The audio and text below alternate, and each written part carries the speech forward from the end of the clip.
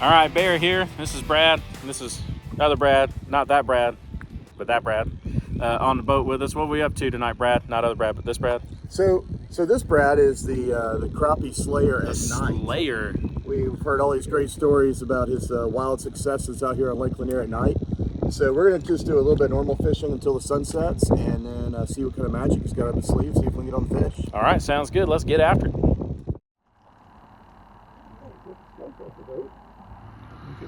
There we go. First one of the night. First one of the night. Little guy. Yeah. Hey, got the skunk off the boat. Got the skunk off the boat. There we go.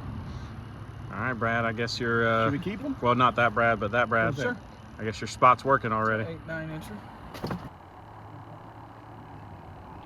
Sounds promising. Good little guy. First one on the tee. Nice.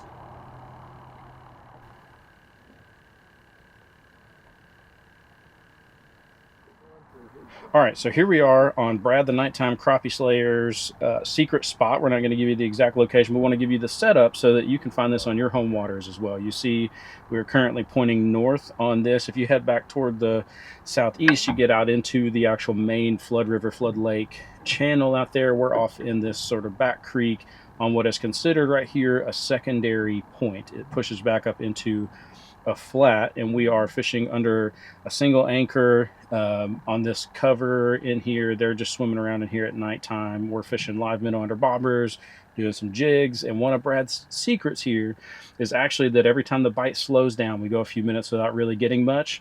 We actually lift anchor and float about 20 feet one direction, usually a little further in or a little further over, not really back out to the main channel. We float about 20 feet, anchor back down, and almost every time we've moved that 15 to 20 feet, somebody then gets a hit. So we're just kind of chasing the crappie around this little cove back here.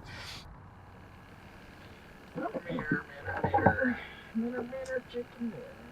Little one. I might have missed him. No, he's there. It's just barely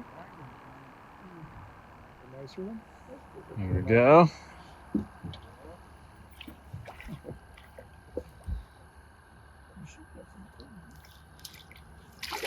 Get him in the boat. It's a little nicer.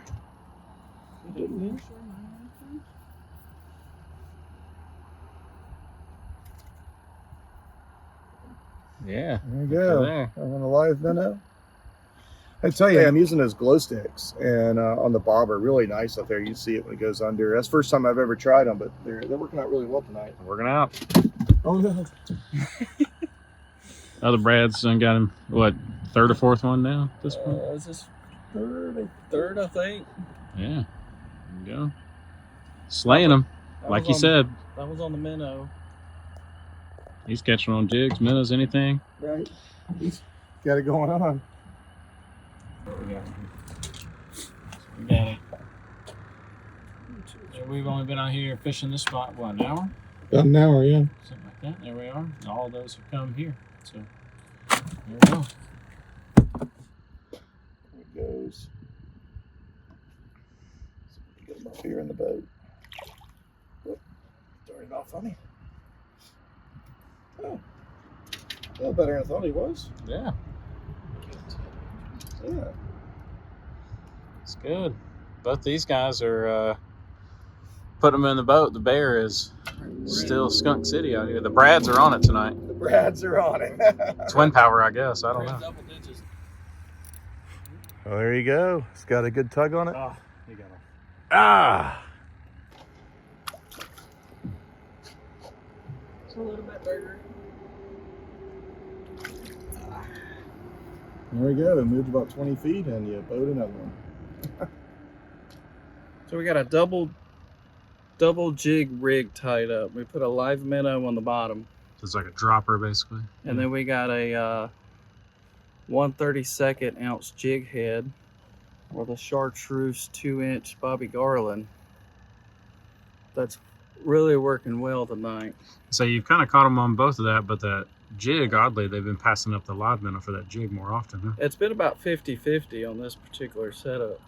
How far down are you fishing that? About we're in 10 foot of water, so I'm dropping the minnow down to about 5. So that means the chartreuse is two or three feet under the corner of the boat.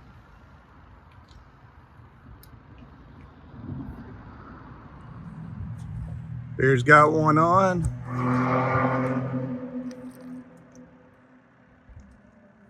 Oh, that's good. There we go. Hey, it would have gotten off. You hold him up here. All right, here we go. Finally. Finally, got one in the boat. In. Good deal.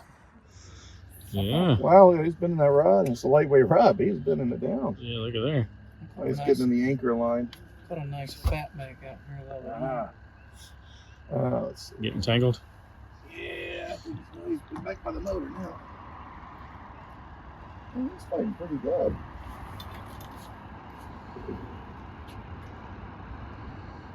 Come on. This might be a bass.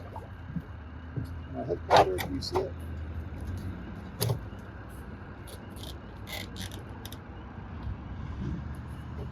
Wrap around the ladder. Oh, you got another one. Grab it. There we go. That's the one Brad was fighting there. Yeah, look at that. We call that a bona fide slab That's right there. pretty fish right there. That's your PB now? Maybe No, pretty pretty close. Let's see what she measures on the redneck scale here. She's about 15. Let's see here. Let's get her back. Yep, she's a 15 inch. 15. Okay, that might be. That might be the new personal best. I'll tell you That what. 14 you caught recently was fatter, I think, but that's definitely. Tell you what, though, the way she was fighting, thought it was a bass. Yeah, for sure. Good times. Yep. To show us how you're putting these minnows, so we're using, that's a pretty small one, but we're using small minnows mostly tonight. That's what they want tonight. So growing up, I'd go through the eyes. But under a bobber, I prefer just to go through the bottom of the mouth and out the nostril. I found that for me gets Hold that up in the light so you can see that. gets a higher percentage on hookup ratios, and the hook most of the time will be right in the top of the fish's mouth. You can hook them in the back. Some of these smaller ones are kind of hard to hook in the back. I think our lines are.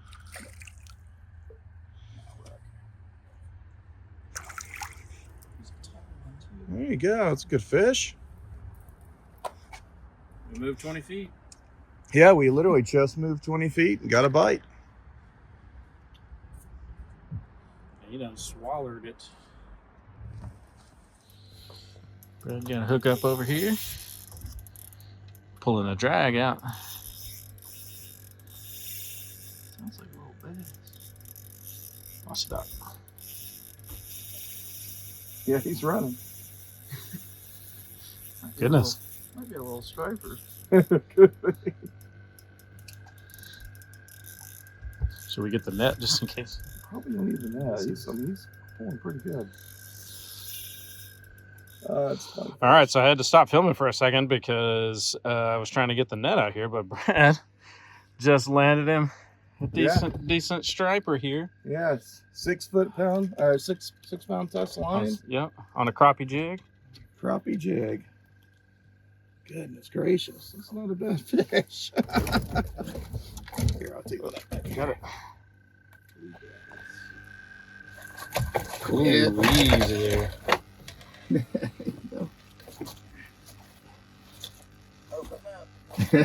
He's like, no, that's what got me in this mess. Look at that fish. Yeah, man.